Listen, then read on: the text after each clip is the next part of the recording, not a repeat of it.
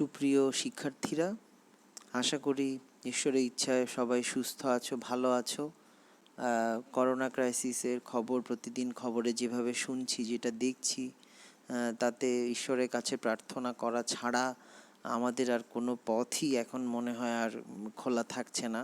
নিজেকে সাবধান রাখা, স্টে হোম, স্টে সেফ থাকা, ঈশ্বরের কাছে প্রার্থনা করা, পড়াশোনা করা, এটা ছাড়া আমাদের আর খুব বিশেষ কাজ এখন আর তেমন কিছুই নেই। তাহলে আমরা সবার জন্য প্রার্থনা করতে চাই, আমরা সবাই জন্য ঈশ্বরের কাছে এই প্রার্থনা করতে চাই যে হে ঈশ্বর, যে এই করোনা ক্রাইসিস থেকে প্রত্যেকটা বিশ্বের প্রত্যেকটা মানুষকে তুমি মুক্তি দান করো, যাতে এই কষ্টটা আর কেউ নতুন করে ভোগ করতে না পারে। সেই জন্য বাবা, যত পড়াশোনা তোমার সাথে এই করোনা ক্রাইসিসের মধ্যে আমরা করেছি, সেটার একটু রিভিউ তোমাকে একটু বলি। এটা নিয়ে আজকে আমার এটা পঞ্চম ক্লাস। গত 4টি ক্লাসে তোমাদের কেমিস্ট্রি ফার্স্ট পেপারের কেমিস্ট্রি ফার্স্ট পেপারের যে চতুর্থ অধ্যায়, সেখানে আমরা শুরু করেছিলাম পানির আয়নিক গুণফল। এই পানির আয়নিক গুণফল থেকে আমরা বাফারের ক্রিয়াকৌশল সহ বাফারের যে ব্যবহার, এই পর্যন্ত পুরোটা পড়েছি। তো তোমার সিলেবাস অনুযায়ী দেখো, ইয়ার ফাইনালের সিলেবাসে তোমার কেসি-কেপি পর্যন্ত ছিল। ইয়ার ফাইনালের পর এটা শুরু করার কথা। তো ওই টপিক্সটা শেষ হওয়ার মাধ্যমে আমরা কেমিস্ট্রি ফার্স্ট পেপারের চতুর্থ অধ্যায় পুরোটা কমপ্লিট করতে পেরেছি ঈশ্বরের ইচ্ছায়।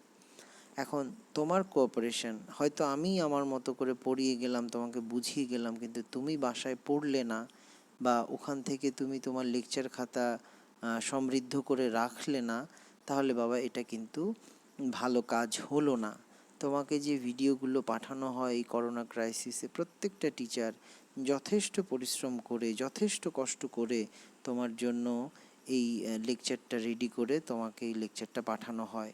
কিন্তু তুমি যদি সেটা অগ্রাহ্য করো, তুমি যদি সেটা ভিডিওটা দেখলে, সেভ করে রাখলে, কিন্তু খাতায় লেকচার হিসেবে লিখলে না, তাহলে এটা তোমার জন্য খুব বড় একটা ক্ষতির কারণ হবে, তোমার জন্য বড় একটা প্রবলেমের কারণ হবে। সেটাই হচ্ছে আমার ব্যক্তিগত মত, যে তুমি ভিডিওগুলো দেখে অবশ্যই খাতায় টুকে রাখবে, কেননা এই পড়াশোনাগুলো তোমার ভবিষ্যতে খুব ভালো একটা সাপোর্ট দিবে আমি মনে করি। আচ্ছা, আজকের পড়াশোনায় দেখো, রসায়ন দ্বিতীয় পত্র আমরা শুরু করতে চাই। রসায়ন দ্বিতীয় পত্র এর তৃতীয় অধ্যায়ে তোমার মনে আছে কিনা, আমরা টাইট্রেশন পড়েছি, নির্দেশক পড়েছি, আমরা জারণ বিজারণ পড়েছি। ওইটার শুরুতে, তৃতীয় অধ্যায়ের শুরুতে যে অংশগুলো রয়েছে, বিশেষ করে পরিমাণগত রসায়ন বলতে আমরা যেটা বুঝি, এই পরিমাণগত রসায়নের শুরুতে যে টপিক্সটা রয়েছে, দেখো পরবর্তী স্লাইডের গেলে আমরা বুঝতে পারবো। এখানে দেখো যে অংশটা রয়েছে, যে রাসায়নিক গণনা এবং গ্যাসের মোলার আয়তন, একদম প্রাথমিক অংশ থেকে আমরা পড়াশোনা শুরু করছি আজকে। যে গ্রাম আণবিক ভর অথবা মোল কাকে বলে, রাসায়নিক গণনার ক্ষেত্রে বা গ্যাসের মোলার আয়তন, এই হেডলাইনের ক্ষেত্রে এখানে রয়েছে গ্রাম আণবিক ভর অথবা মোল। এখানে সংজ্ঞা দিয়েছে, দেখো, কোনো যৌগের আণবিক ভরকে গ্রামে প্রকাশ করলে যে পরিমাণ পাওয়া যায়, যৌগটির সেই পরিমাণকে তার 1 মোল বলা হয়। এটা একটা ডেফিনেশন। এই ডেফিনেশনটা আমরা ছোটোবেলা থেকে শিখে বড় হয়ে উঠেছি। উদাহরণস্বরূপ এখানে এক্সাম্পল দিয়েছে, দেখো, পানির আণবিক ভর 18.02। এখানে কিন্তু কোনো একক ইউজ করিনি, এটা পানির আপেক্ষিক আণবিক ভর হলে তোমার বুঝতে সহজ হতো। আর যখন 18.02 গ্রাম পানি হচ্ছে 1 মোল পানি, বা সংক্ষেপে মোল, MOL পানি। এখন এখানে যে কথাটা আমি তোমাকে বলতে চাই বা বোঝাতে চাই, যে পানির আণবিক ভর 18.02 গ্রাম, এই কথাটা ঠিক আছে, ডেফিনেটলি ঠিক আছে। এখন পানির আণবিক ভর তোমাকে যদি বলতে চাই, পানির আণবিক ভর, এইটাকে যদি আমরা একবারে লিখতে চাই, তাহলে 18.02, 18.02 গ্রাম পার মোল এই কথাটা লিখতে চাই বা লিখব কেন, গ্রাম পার মোল কেন লিখব, পানির আণবিক ভর গ্রাম পার মোল বলতে কি বোঝায়, এই প্রশ্নটা যদি তোমার জীবনে আসে তাহলে তুমি খুব নিশ্চিন্তে লিখতে পারবে যে পানির এক মোল গ্রাম পার মোল, জি পার মোল এই কথাটা মানে কি। ধরো ফিজিক্সে মিটার পার সেকেন্ড এই কথাটা মানে কি, এক সেকেন্ডে, দুঃখিত, এক সেকেন্ডে কত মিটার দূরত্ব অতিক্রম করে। তাহলে গ্রাম পার মোল এই কথাটা মানে হচ্ছে এক মোলে কতটুকু গ্রাম থাকছে। ঠিক আছে, তাহলে কনসেপ্টটা হচ্ছে এরকম। ঠিক আছে, আমি ক্লিন করে দেই। তাহলে এখানে দেখো, এখানে হচ্ছে কথাটা যে বলেছে যে এক মোল কার্বন স্কেল অনুসারে, ও পরের লাইনে যাই, মোল এর ধারণা, মোল এর কনসেপ্টটা কোথা থেকে এসেছে। দেখো কার্বন স্কেল অনুসারে, কার্বন স্কেল তুমি মনে করে যাও, একটু ফ্ল্যাশব্যাকে যাও, কেমিস্ট্রি ফার্স্ট পেপারের দ্বিতীয় অধ্যায়ে গুণগত রসায়ন যখন আমরা পড়েছিলাম, এই গুণগত রসায়নে কিন্তু এই বিষয়টা ছিল। আপেক্ষিক পারমাণবিক ভর, আপেক্ষিক আণবিক ভর বের করার তিনটি স্কেল রয়েছে, একটা অক্সিজেন স্কেল, একটা হাইড্রোজেন স্কেল, একটা কার্বন স্কেল। তার মধ্যে কার্বন স্কেলটা নিয়ে আমরা বেশি পড়াশোনা করেছি, কারণ কার্বন পরমাণুটা সহজলভ্য এবং এটার ক্যালকুলেশন সহজ। ঠিক আছে, এবং এটা একটা কঠিন পদার্থ, সেই কনসেপ্টে আমি যাচ্ছি না ওটায়। কার্বন স্কেল অনুসারে 12 গ্রাম কার্বনে এতটি কার্বন পরমাণু রয়েছে, এই কনসেপ্টটা দিয়েছিলেন অ্যাভোগাড্রো। অ্যাভোগাড্রো নাম্বার যেটা NA, এই অ্যাভোগাড্রো নাম্বারে কিন্তু এটা আমরা শিখেছিলাম, মনে করে দেখো। তাহলে কোনো পদার্থের যত গ্রাম ভরে ওই সমসংখ্যক অণু বা পরমাণু বা আয়ন থাকে, তত গ্রাম ভরকে ওই পদার্থের এক মোল বলা হয়। খুব চমৎকার একটা ডেফিনেশন এখানে অ্যাভোগাড্রোর সূত্রের সাথে, অ্যাভোগাড্রোর সূত্রের মেল বন্ধনে এই ডেফিনেশনটা তৈরি হয়েছে। তাহলে মোলকে গ্রাম আণবিক ভর বা গ্রাম অণু, পরমাণু, গ্রাম আয়ন বলা যেতে পারে। এই যে দেখো, গ্রাম আণবিক ভর অথবা গ্রাম অণু অথবা গ্রাম পরমাণু অথবা গ্রাম আয়ন বলা যেতে পারে। যেমন উদাহরণ দিয়েছে, এক্সাম্পল দিয়েছে, দেখো এখানে এক্সাম্পলটা দিয়েছে কিভাবে, এই অংশটায় যদি আমরা শিখি, এক্সাম্পলটা দিয়েছে, এক মোল হাইড্রোজেন পরমাণু হচ্ছে 1.008, সংক্ষেপে 1 গ্রাম পরমাণু হাইড্রোজেন, এতে এতটি হাইড্রোজেন পরমাণু থাকে। তদ্রূপ এক মোল হাইড্রোজেন অণু হচ্ছে এই এক মোল মানে 2টা হাইড্রোজেন পরমাণু, মানে এই 1 গ্রামের সাথে আমরা ইন্টু 2 করেছি, তাহলে 2.016, সংক্ষেপে আমরা 2 গ্রাম অণু বলতে পারি। তাহলে এতে অণুর সংখ্যা কয়টি, এতে অণুর সংখ্যা হচ্ছে এই যে 6.02 10⁻23। ঠিক আছে, এবং এই শেষ লাইনটা দেখো, এই যে এই লাইনটা আমি ক্লিন করে দিচ্ছি, যে এক মোল পানি H2O বলতে 18.0 সামথিং, সংক্ষেপে 18 গ্রাম পানিকে বোঝায়, এবং এক মোল পানি বা 18 গ্রাম পানিতে এতটি পানির অণু থাকে। তাহলে ওই যে বললাম মোলের সাথে অ্যাভোগাড্রো সূত্রের যে মেল বন্ধন, সেটাই এখানে বোঝানোর চেষ্টা করা হয়েছে।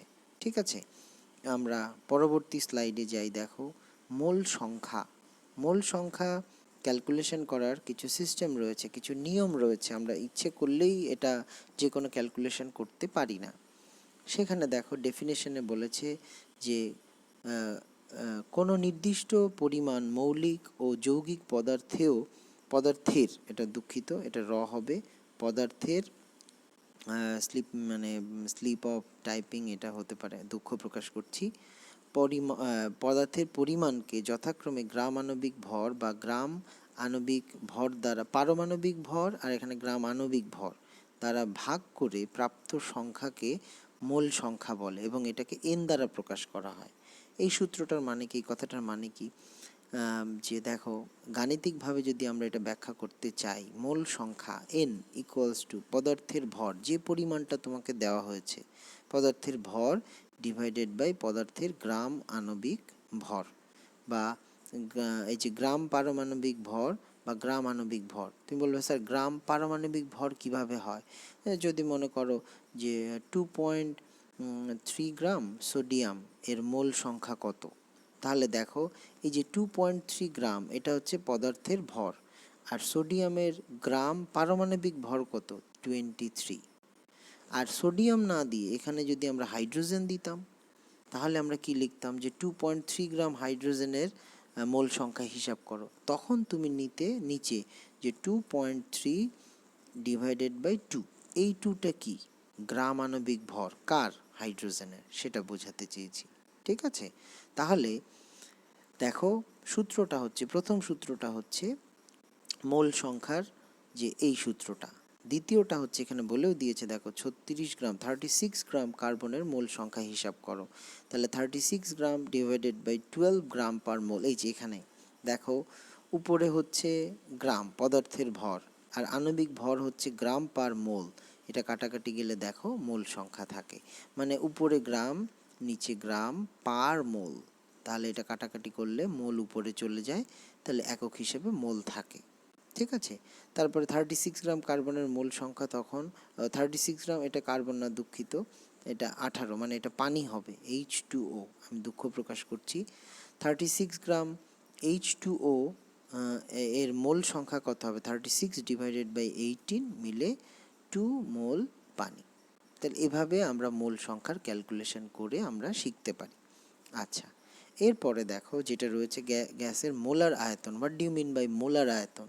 মোলার ভলিউম, যে এই মোলার ভলিউমটা বোঝার জন্য আমার দুটো প্রস্তাব এখানে রয়েছে। এখানে দুটো জায়গায় তিনটাও হতে পারে, চারটাও হতে পারে, কারণ তোমার এখানে শেখার জন্য তোমার বিভিন্ন শর্ত রয়েছে। তার মধ্যে একটা এসটিপি রয়েছে, একটা এসএটিপি রয়েছে, একটা এনটিপি রয়েছে, এগুলা।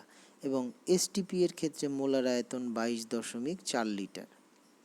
হ্যাঁ, মোলার আয়তন 22.4 লিটার। এসএটিপিতে মোলার আয়তন 24.8 লিটার।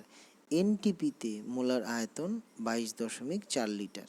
তার মানে এই ক্যাটাগরিগুলো, এটার মধ্যে কি পার্থক্য, এসটিপি, এসএটিপি, এনটিপি, এগুলো চমৎকার করে তোমার বইতে ডেফিনেশন সহকারে লেখা। তো এখানে আমরা এসটিপিতে স্ট্যান্ডার্ড টেম্পারেচার, এখানে কিন্তু টেম্পারেচার ভ্যারি করে, এই তিনটা ক্ষেত্রেই ভ্যারি করে শুধুমাত্র টি, আরগুলো কিন্তু সেম। আর আরগুলো সেম না, মানে টি ভ্যারি করে, পিগুলো হচ্ছে সেম, কিন্তু ভিটাও চেঞ্জ হয়ে যায়। তাহলে এখানে টেম্পারেচার হচ্ছে 0 ডিগ্রি সেলসিয়াস এসটিপিতে, এনটিপিতে টেম্পারেচার হচ্ছে 20 ডিগ্রি সেলসিয়াস, এবং এসএটিপিতে টেম্পারেচার হচ্ছে 25 ডিগ্রি সেলসিয়াস। ঠিক আছে, তাহলে এই তিনটা বিষয়ের কারণে এই তিনটা আলাদা আলাদা সেটআপ এখানে রয়েছে। তো দেখো আমরা এখানে যেটা পড়তে চাই, আমরা এখানে যেটা শিখতে চাই, সেটার ক্ষেত্রে বলেছে গ্যাসের মোলার আয়তন কি জিনিস, বা মোলার আয়তন বলতে আমরা কি বুঝি। নির্দিষ্ট তাপমাত্রা ও চাপে 1 মোল গ্যাসের আয়তনকে গ্যাসটির মোলার আয়তন বলে।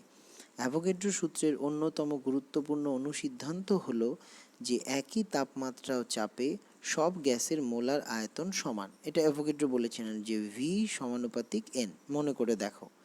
আচ্ছা, প্রমাণ তাপমাত্রা ও চাপে, মানে 0 ডিগ্রি সেলসিয়াস বা এসটিপিতে, যে দেখো 0 ডিগ্রি সেলসিয়াস এটা হচ্ছে মানে 273 কেলভিন, 1 অ্যাটমসফিয়ারে ভলিউম হচ্ছে 22.4 লিটার। আবার 25 ডিগ্রি সেলসিয়াস 1 অ্যাটমসফিয়ার চাপে আয়তন হচ্ছে 24.789, মানে 24.8 লিটার লেখা যায়। এইটা, এই যে 25 ডিগ্রি এবং 1 অ্যাটমসফিয়ার, এটাকে আমরা বলি এসএটিপি, মানে কি, standard ambient temperature and pressure. আরেকটা তোমাকে একটু আগে বললাম এনটিপি, যেটা এটা সব বইতে নাই। এনটিপি একটা নর্মাল টেম্পারেচার অ্যান্ড প্রেশার। তো নর্মাল টেম্পারেচার হিসেবে সাধারণত 20 ডিগ্রি সেলসিয়াসকে বিবেচনা করা হয়, সেক্ষেত্রেও কিন্তু আয়তন চেঞ্জ হয়, কিন্তু চাপের পরিমাণ 1 অ্যাটমসফিয়ারই থাকে। ঠিক আছে, এবং এই শেষের লাইনটা দেখো, আমি ক্লিন করে দেই, যে বর্তমান অ্যাভোগাড্রো সংখ্যা বা অ্যাভোগাড্রো ধ্রুবক আরও সঠিকভাবে নির্ণয় করা সম্ভব হয়েছে এখন, এখানে নির্ণীত হয়েছে, মানে এন এর মান, এই যে অ্যাভোগাড্রো সূত্র, যে অ্যাভোগাড্রো সংখ্যার মান যে আমরা বের করলাম, সেটা আর সাথে এই আয়তনের সম্পর্কটা বোঝানোর চেষ্টা করেছে। এখানে দেখো পরবর্তী স্লাইডে দেখো অ্যাভোগাড্রো সংখ্যা এবং মোলার আয়তনের গুরুত্ব, এই টপিকসটা আমরা কিভাবে পড়াশোনা করতে পারি। অ্যাভোগাড্রো সংখ্যার সাথে মোলার আয়তনের গুরুত্বের ক্ষেত্রে কয়েকটা শর্ত এখানে লিখেছি কয়েকটা। এই যে দেখো 1 মোল অণু মানে হচ্ছে 1 গ্রাম আণবিক ভর, এতটি, অ্যাভোগাড্রো সংখ্যা এতটি অণু, এবং এসটিপিতে কত সেটা 22.4 লিটার। যদি এসএটিপিতে হতো তাহলে আমরা কি লিখতাম 24.8 লিটার। এই পদার্থের একটি অণুর ভর। আচ্ছা, তোমাকে এখানে বলি অ্যাভোগাড্রো সংখ্যা দিয়ে যদি চিন্তা করি 6.02 10⁻23 এতটি অণুর ভর হচ্ছে তার আণবিক ভর। তাহলে একটি অণুর ভর কত সেটার সূত্র, এই যে 2 নম্বরের সূত্রটা হচ্ছে গ্রাম আণবিক ভর ডিভাইডেড বাই এটা। 1 গ্রাম পদার্থে অণুর সংখ্যা, মানে 1 গ্রামের মধ্যে অণুর সংখ্যা কত, তাহলে ধরো 18 গ্রাম পানি, 18 গ্রামে অণুর সংখ্যা এবং Na, তাহলে 1 গ্রামে কত হবে, তখন Na ডিভাইডেড বাই 18। ঠিক আছে, এই সূত্রটাই কিন্তু এখানে ওরা বলেছে। এই যে দেখো এখানে ওরা বলেছে যে একটি অণুর ভর, তারপরে 1 গ্রাম পদার্থের অণুর ভর, এটা জাস্ট কমন সূত্র, তোমার এগুলো মুখস্থ করতে হবে আমি তা বলি না, এগুলো কমন সেন্স অ্যাপ্লাই করলেই তুমি পরীক্ষায় অ্যান্সার করতে পারবে আশা করি। 1 গ্রাম গ্যাসের আয়তন এসটিপিতে 22.4 লিটার ডিভাইডেড বাই গ্রাম আণবিক ভর এত লিটার। গ্যাসের একটি অণুর দখলকৃত আয়তন, কতটুকু জায়গা সে দখল করে রেখেছে সেটা হচ্ছে ওই যে দেখো 22.4। এগুলো কিন্তু সব ক্যালকুলেশন কিন্তু আমরা এসটিপিতে করছি। তাহলে 22.4 ডিভাইডেড বাই অ্যাভোগাড্রো সংখ্যা এত লিটার। প্রমাণ অবস্থায় 1 লিটারে অণুর সংখ্যা, এই যে অ্যাভোগাড্রো সংখ্যা ডিভাইডেড বাই 22.4। মৌলের একটি পরমাণুর ভর, এটা হচ্ছে গ্রাম পারমাণবিক ভর ডিভাইডেড বাই অ্যাভোগাড্রো সংখ্যা। এই এন এ, বড় হাতের এন, তার নিচে এ, এই এন এটা লেখার স্টাইল যদি এরকম দেখো, এটা হচ্ছে আমাদের ইংরেজি খাতা, এই হচ্ছে এন আর এই হচ্ছে এ, এভাবে লিখতে হয়। চিন্তা করো যে তুমি এখন এইগুলো সাধারণত নার্সারিতে এভাবে শেখানো হয়, কিন্তু তোমার লেখার স্টাইলটা যদি ঠিক না হয়, কোনো একটা কোনো একটা অঙ্ক তুমি খুব ভালো করে শিখলে, কিন্তু অঙ্কটার সূত্রটা যেভাবে রিপ্রেজেন্ট করতে হয় সেই রিপ্রেজেন্টেশনটাই যদি ভুল করো তাহলে পুরো জিনিসটা শেখাটা একদম অর্থহীন হয়ে যায়। ঠিক আছে, দেখো আমরা কিছু অঙ্ক করার চেষ্টা করি। এখানে বলেছে যে পানির একটি অণুর ভর কত। তাহলে পানির আণবিক ভর 18, এটা সরাসরি বের করেছি, কিন্তু তোমার উচিত তুমি বের করবে যে 1 × 2 + 16।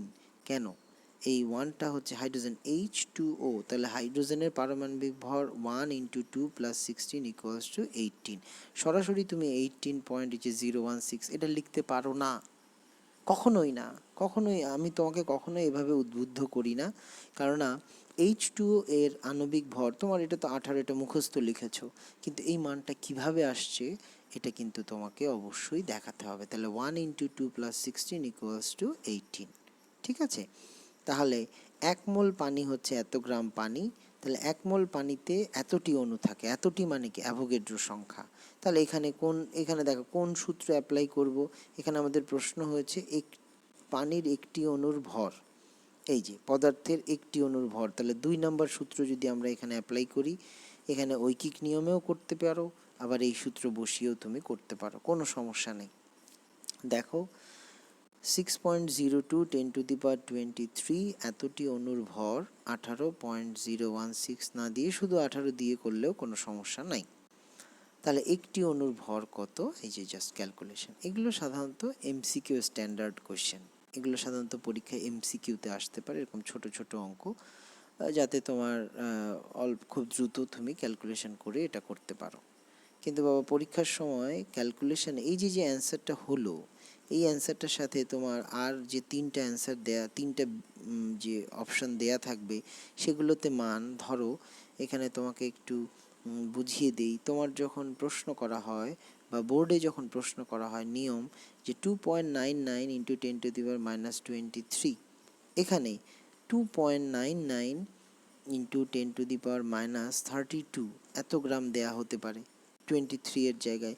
2.999 এর জায়গায় দেখো 2.199 দিতে পারে, বা 2.99 এর পরিবর্তে, এটা তো কারেক্ট অ্যান্সার 10⁻23, এটা কারেক্ট অ্যান্সার, কিন্তু এটার সাথে বিক্ষেপক তৈরি করতে গেলে তোমার যে কোনো ভ্যালু টিচার বুদ্ধিমত্তা খরচ করে, যে কোনো টিচার তার চিন্তা চেতনা, যে তুমি ভুল করলে, অথবা ক্যালকুলেটরে তুমি দেখছো এই মানটা দেখতে গিয়ে অনেক সময় তুমি চোখের দেখায় ভুল দেখতে পারো, তখন এই 23 টিচার চেঞ্জ করে দিতে পারে, এই 2.99 ঠিক রেখে এখানে ডাটা চেঞ্জ করে দিতে পারে। টিচার চাইলে মানে সোজা কথা বিক্ষেপক মানে অন্যান্য অ্যান্সারে বিক্ষেপক এমন হতে হবে যাতে 5% বিক্ষেপক থাকতে হবে। আন্দাজে আমি একটা মান বসিয়ে দিলাম যে 2.99, 3.99, 4.99, 5.99, নো নো নো, কখনোই এটা স্ট্যান্ডার্ড প্রশ্ন হতে পারে না।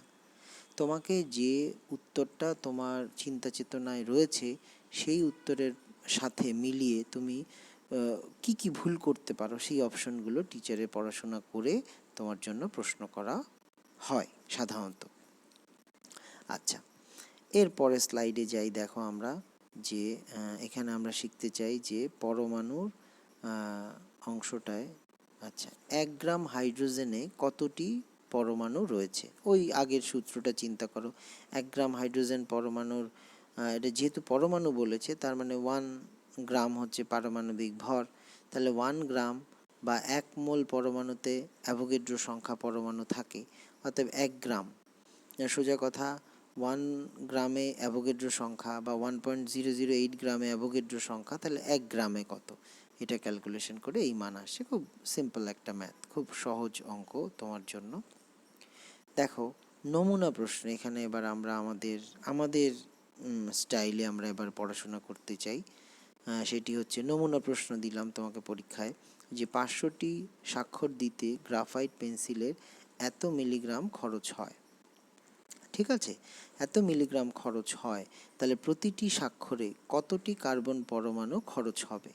তাহলে প্রতিটি স্বাক্ষরে কতটি পরমাণু খরচ হবে, এটা গ একে একটা প্রশ্ন করেছি, গ দুয়ে বলেছি প্রতিটি স্বাক্ষরে কত মোল কার্বন রয়েছে। এটা তুমি নিজে করবে একটা অঙ্ক। দেখো এই চ্যাপ্টারের প্রথম দিকে যে অঙ্কগুলো রয়েছে সেখানে উদাহরণে অনেকগুলো অঙ্ক রয়েছে। উদাহরণের অঙ্ক যদি তুমি বুঝতে পারো, উদাহরণের অঙ্ক যদি তোমাকে বুঝিয়ে দিতে পারি, তাহলে অনুশীলনীতে যে ম্যাথসগুলো রয়েছে তুমি খুব সহজেই এটা সলভ করতে পারবে। এবং তোমার জন্য এগুলো যে খুব কঠিন কিছু আমি কিন্তু তা কখনোই মনে করি না। তো এক্ষেত্রে দেখো বলেছে প্রতিটি স্বাক্ষরে কতটি কার্বন পরমাণু খরচ হয়। তাহলে গ্রাফাইটটা হচ্ছে কি কার্বনের একটা বিশেষ রূপ বা কার্বনের একটা বহুরূপতার বৈশিষ্ট্যের মধ্যে গ্রাফাইট একটা রূপ। তাহলে গ্রাফাইট কার্বনের 1 মোল মানে হচ্ছে 12 গ্রাম। তাহলে 12 গ্রাম 12 ইন্টু 1000 সম কার্বন, মানে সরি এখানে একটু ভুল করেছি, এটা হচ্ছে 1 মোল হচ্ছে 12 গ্রাম। ঠিক আছে, তাহলে 12 গ্রামকে আমরা যদি এই সম কার্বনটা, এখানে প্রিন্টিং মিস্টেক, এটা 12 ইন্টু 1000, এটা হবে কি মিলিগ্রাম। কেন গ্রামকে যদি তুমি মিলিগ্রামে নাও তাহলে 1000 দিয়ে গুণ করতে হয়, মিলিগ্রাম থেকে যদি তুমি গ্রামে আসো তাহলে 1000 দিয়ে ভাগ করতে হয়, কেননা 1 গ্রাম সমান 1000 মিলিগ্রাম, তাহলে 12 ইন্টু 1000 এত মিলিগ্রাম। তো এই সম কার্বনটা আমি দুঃখ প্রকাশ করছি, এটা মিলিগ্রাম হবে। তার মানে 12 ইন্টু 1000 মিলিগ্রাম হচ্ছে 1 মোল কার্বন। তাহলে তোমাকে এখানে আমি ক্লিন করে দেই, তোমাকে এখানে দেওয়া আছে দেখো যে 55.6 মিলিগ্রাম। তাহলে 55.6 মিলিগ্রামে কতটুকু বা কত মোল, এই যে দেখো 1 মোল কার্বন, এখানে এত মোল কার্বন বের করতে পারলাম। ঠিক আছে, তাহলে 55.6 ডিভাইডেড বাই এত মোল কার্বন আমরা একটা এতটুকু পেলাম। এবার 1 মোল কার্বনে পরমাণু থাকে অ্যাভোগাড্রো সংখ্যা। এবার এই পুরাটুকু এই মানটুকুর মোল সংখ্যার মধ্যে কতটুকু রয়েছে। ঠিক আছে, এখানে একটু বলি তোমাকে, দেখো যে দুঃখিত, এখানে তোমাকে একটু বলি, এখানে কিন্তু ক্যালকুলেশন আমরা করতে পারতাম, এই অ্যান্সারটা লিখি নেই, বারবার একই মান লিখেছি। যাই হোক, এখানে যে তাহলে এত মোল কার্বনে পরমাণু থাকে এতটি এতটি। এবার প্রশ্ন মতে এই 500টি স্বাক্ষর দিতে খরচ হয় এতটি কার্বন পরমাণু, যেটা এইমাত্র আমরা ক্যালকুলেশন করে বের করলাম, যে এইখানে যে মানটা পেলাম এই পরিমাণটা এতটি পরমাণু ইউজ করা হয় 500টি স্বাক্ষর দেওয়ার জন্য। তাহলে আমাদের প্রশ্নে বলেছে প্রতিটি স্বাক্ষরে, তাহলে একটি স্বাক্ষরের জন্য আমাদের দরকার এই ক্যালকুলেশন করে দেখো এই 500 দিয়ে যদি ভাগ করি তাহলে এই মানটা আমরা পাচ্ছি, এতটি কার্বন পরমাণু। এবার প্রতিটি স্বাক্ষরে কত মোল রয়েছে, তাহলে এতটি কার্বন পরমাণু, তাহলে প্রতিটি স্বাক্ষরের কথা যদি চিন্তা করি তখন অঙ্কটা কিভাবে করব দেখো। তখন করব যে প্রতিটি স্বাক্ষর মানে এতটি কার্বন পরমাণু, তাহলে অ্যাভোগাড্রো সংখ্যা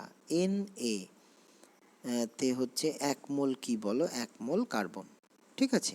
Na এটার ক্ষেত্রে হচ্ছে 1 মোল কার্বন, তাহলে এতটি কার্বন, এই যে এই পুরা মানটুকু এতটি এখান থেকে যদি আমরা করি তাহলে এইটা ডিভাইডেড বাই এই যে এই মানটা এখানে বসালাম, ডিভাইডেড বাই অ্যাভোগাড্রো সংখ্যা দিয়ে ভাগ করলাম, তাহলে আমরা কত পাবো বলো, তাহলে আমরা মোল সংখ্যা বের করতে পারবো, ঠিক আছে। তাহলে এই যদি এই প্রসেসে বুঝে বুঝে অঙ্কগুলো করো, এই অঙ্কগুলো তোমার জন্য এমসিকিউ স্ট্যান্ডার্ড ম্যাথ। এবং এখানে দেখো 2 ধাপের অঙ্ক, প্রথমে আগে আমরা মোল সংখ্যা দিয়ে পরমাণুর সংখ্যা বের করেছি, তারপর একটি স্বাক্ষরে বের করেছি, 2 ধাপের অঙ্ক। এগুলো তোমার এমসিকিউ স্ট্যান্ডার্ড ম্যাথ, ঠিক আছে। আচ্ছা, এর পরবর্তী স্লাইডে আমরা যাই। দেখো পরবর্তী স্লাইডে দেখো, এখানে তোমাকে আরেকটু ক্রিটিক্যাল ম্যাথস দেওয়া হয়েছে, যে নমুনা প্রশ্ন 27°C তাপমাত্রা এবং 0.987 অ্যাটমসফিয়ার চাপে 1 ml হাইড্রোজেন গ্যাসে কতটি অণু রয়েছে, ঠিক আছে। তাহলে গ্যাসের সূত্র থেকে আমরা কি জানি বলো, আদর্শ গ্যাসের সূত্র থেকে পিভি ইকুয়ালস টু এনআরটি, এটা তুমি কেমিস্ট্রি সেকেন্ড পেপারের প্রথম অধ্যায়ে কিন্তু তুমি শিখেছিলে। তাহলে পিভি ইকুয়ালস টু কি বলো, এনআরটি।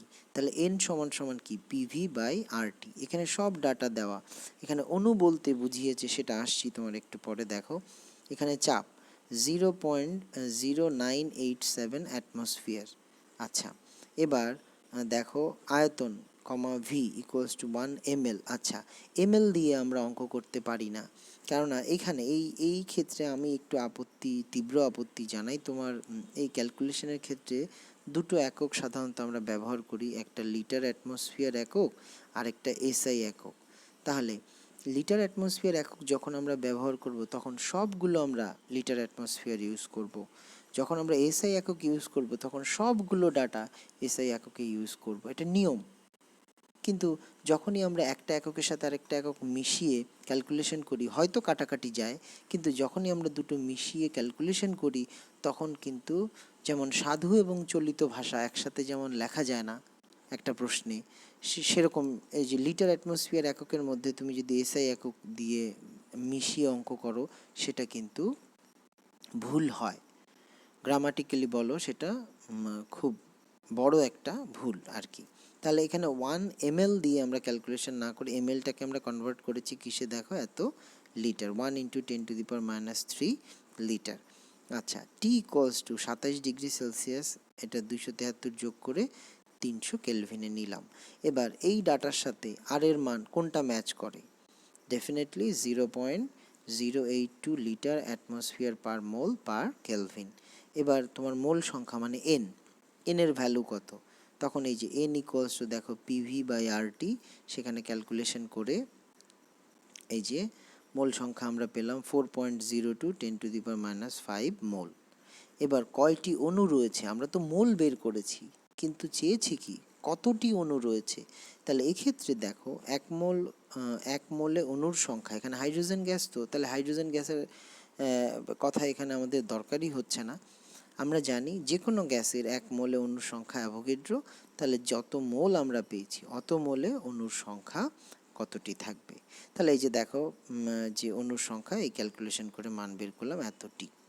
এবার এখানে যে শেষের যে কথাটা তোমাকে বলেছি, দেখো শেষের কথাটা এখানে যেটা দিতে চাই, যে প্র্যাকটিস করার জন্য তোমাকে বলেছি যে 30°C তাপমাত্রায় 740 মিলিমিটার এইচজি।